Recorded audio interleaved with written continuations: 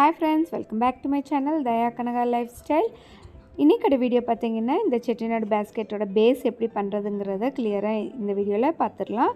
Last வீடியோவில் வந்து wire எல்லாமே ஜாயின் பண்ணுறது எப்படிங்கிறத சொல்லி கொடுத்துருக்கேன். இப்போ நம்ம அந்த கேப் இல்லாமல் எப்படி நான் அட்ஜஸ்ட் பண்ணுறேங்கிறத கிளியராக பாருங்கள்.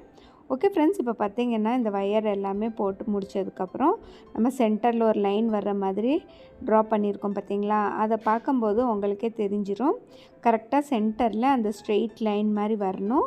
அதே மாதிரி இந்த சைட்லேருந்து பார்க்கும்போதும் உங்களுக்கு அதே மாதிரி ஸ்ட்ரெயிட் லைன் வரும் பாருங்கள். இந்த மாதிரி ப்ளஸ் சிம்பிளில் உங்களுக்கு வரும். இப்போ நம்ம என்ன பண்ணணும்னா அந்த 26 வயருமே பாதி பாதி இந்த சைடும் பாதி அந்த சைடு வர்ற மாதிரி வச்சு விட்டுட்டோம். இப்போ நல்லா அந்த நகத்தை வச்சு நல்லா இறுக்கமாக தள்ளி விட்டுட்டே போகணும். பாருங்கள் நான் எப்படி போட்டு விடுறேன்னு. இப்படி இந்த மாதிரி தள்ளி விட்டுட்டே போகணும். எல்லா டேப்புமே கேப் இல்லாமல் கரெக்டாக வச்சு விடணும். இப்போ இந்த இடத்துல நமக்கு கேப் இருந்துக்கிட்டே தான் இருக்கும். அதை வந்து நம்ம என்ன செய்யணுங்கிறத இப்போ சொல்கிறேன் பாருங்கள். நல்லா முடிஞ்ச அளவுக்கு நல்லா உள்ளே வரைக்கும் தள்ளி விட்டுருங்க கேப் இல்லாமல். பாருங்கள் நான் எப்படி பண்ணுறேன்னு. ஓகே ஃப்ரெண்ட்ஸ், இப்போ பார்த்தீங்கன்னா நல்லா அந்த டேப்பை வந்து தள்ளி விட்டாச்சு. இப்போ நம்ம எவ்வளோ தான் தள்ளி விட்டாலும் இந்த எட்ஜில் வந்து நமக்கு கேப் விழுந்துகிட்டே தான் இருக்கும். இப்போ அந்த எட்ஜிலேருந்து நம்ம வந்து லாக் பண்ணி விடணும்.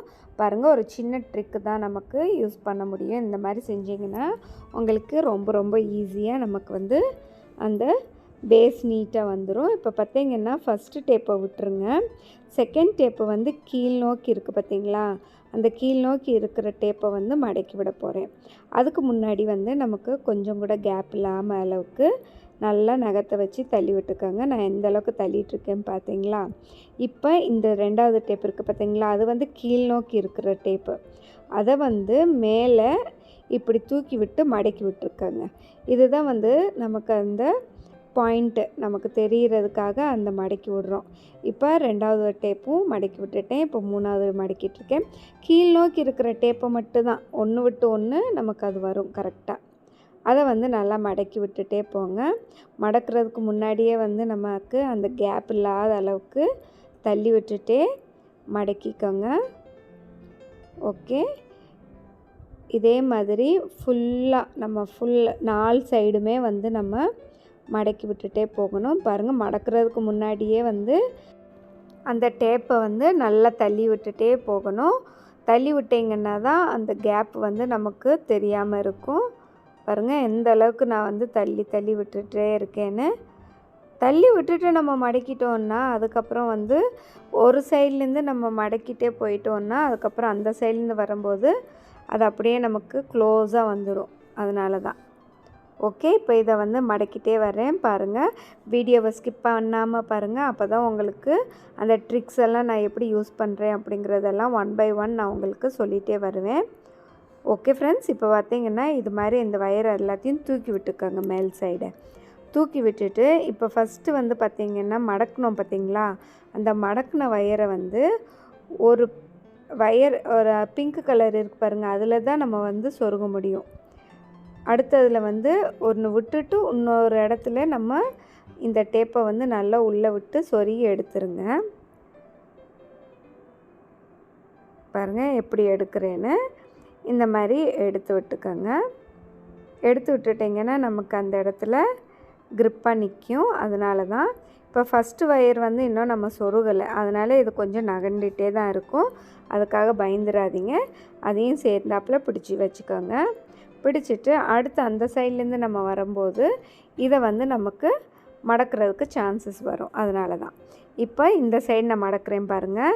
இப்போ இந்த பிங்க் கலரை ஃபஸ்ட்டு இது இருக்கிறது தான் மடக்கியிருக்கேன். ஏன்னா அது அந்த டேப்பு தான் வந்து கீழ் நோக்கி இருக்குது. அதனால் அதை மடக்கி விட்டு இந்த கேப்புக்குள்ளே நான் இன்சர்ட் பண்ணி எடுக்கிறேன் பாருங்கள். அப்போ தான் வந்து டேப்பை வந்து நகராமல் இருக்கும். ஓகே, இப்போ பார்த்தீங்கன்னா ஃபஸ்ட்டு ஒன் வந்து சொறி விட்டாச்சு. இப்போ அடுத்தடுத்து நம்ம வந்து மடக்கிக்கிட்டே போகணும். இப்போ செகண்ட் டேப்பை விட்டுட்டு இப்போ தேர்டு டேப்பை மடக்கணும். ஏன்னா அதுதான் வந்து கீழ் நோக்கி இருக்குது. இப்போ ஒன்று விட்டு ஒன்று நம்ம கண்டினியூஸாக வந்து மடக்கிட்டே போகணும். மடக்கிறதுக்கு முன்னாடி வந்து என்ன பண்ணணுன்னா நல்லா அந்த டேப்பை வந்து உள்ளே தள்ளி விட்டுறணும். தள்ளி விட்டுட்டு மடக்கிக்கிட்டே போயிடலாம். இந்த சைடு ஃபினிஷ் பண்ணிவிட்டு 4 சைடுமே ஃபினிஷ் பண்ணதுக்கப்புறம் எப்படி இருக்குங்கிறத காட்டுறேன் பாருங்கள். ஓகே, ஃபுல்லாக ஃபினிஷ் பண்ணிக்கிறேன். இந்த சைடு ஃபுல்லாக ஸ்கிப் பண்ணாமல் பாருங்கள், அப்போ தான் உங்களுக்கு இந்த வீடியோ புரியும். இந்த வீடியோ உங்களுக்கு பிடிச்சிருந்தா லைக் பண்ணுங்கள், ஷேர் பண்ணுங்கள், கமெண்ட் பண்ணுங்கள், மறக்காமல் சப்ஸ்கிரைப் பண்ணிக்கோங்க. அதுவும் இல்லாமல் அந்த பெல் ஐக்கான் டச் பண்ணுங்கள், அப்போ தான் எல்லா நோட்டிஃபிகேஷனுமே உங்களுக்கு வந்துகிட்டே இருக்கும். ஓகே ஃப்ரெண்ட்ஸ், இந்த பேஸ் எல்லாத்தையும் ஃபினிஷ் பண்ணதுக்கப்புறம் அடுத்த ஸ்டெப் வந்து என்ன பண்ணணுங்கிறத அடுத்த வீடியோவில் நான் கண்டினியூட்டியாக போட போகிறேன். வீடியோ வந்து மிஸ் பண்ணாமல் எல்லாமே பாருங்கள். ஓகே ஃப்ரெண்ட்ஸ், இப்போ பார்த்தீங்கன்னா 4 சைடுமே ஃபினிஷ் பண்ணியாச்சு. பாருங்கள், செம்மையாக வந்திருக்கா. இந்த பேஸ் வந்து அட்டகாசமாக வந்திருக்கு. பார்க்கவே எனக்கு ரொம்ப சந்தோஷமாக இருந்துச்சு. ஓகே, இப்போ ஒரு சைடு ஃபினிஷ் பண்ணியாச்சு. இப்போ இன்னொரு சைடு நான் என்ன பண்ண போகிறேன்னு பாருங்களேன்.